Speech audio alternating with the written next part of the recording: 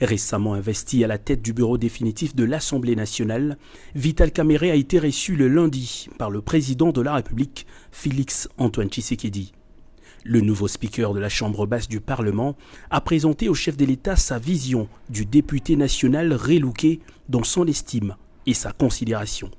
Sans surprise, la question de l'investiture du gouvernement est largement revenue au cours de leur entretien. Face à la caméra, Vital Kamerhe ne balbutie pas, le gouvernement sera bien investi avant le 12 juin prochain.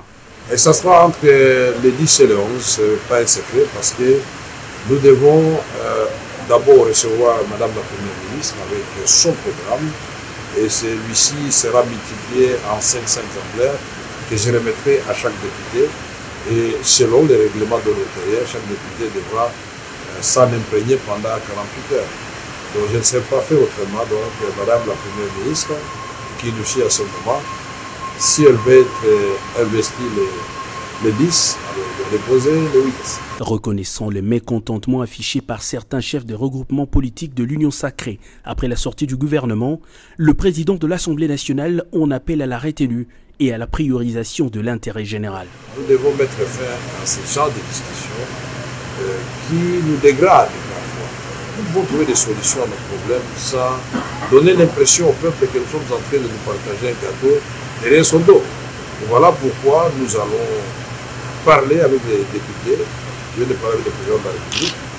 Il m'a en tout cas rassuré que la province d'Imaniema, qui était oubliée, va être finalement reprise dans le gouvernement. Je voulais voir le président avant de commencer les consultations des différents groupements politiques de maires qui sont représentés et à l'Assemblée nationale et qui ont eu des ministres au gouvernement. Il avait lui aussi été investi il y a peu comme président du bureau provisoire du Sénat et le demeure malgré l'élection d'un nouveau doyen, règle constitutionnelle oblige. Pascal Kinduelo a, dans une démarche institutionnelle, présenté au chef de l'État Félix Antoine Tshisekedi l'évolution de la procédure devant conduire à l'élection du bureau définitif de sa chambre. Le bureau d'âge a un timing pour préparer les bureaux définitifs.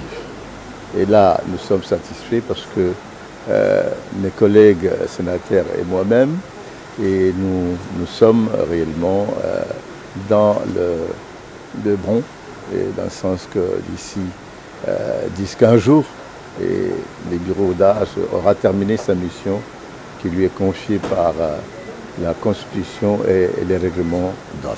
Ce n'est donc plus qu'une question de jours pour que toutes les grandes institutions du pays soient légalement investies.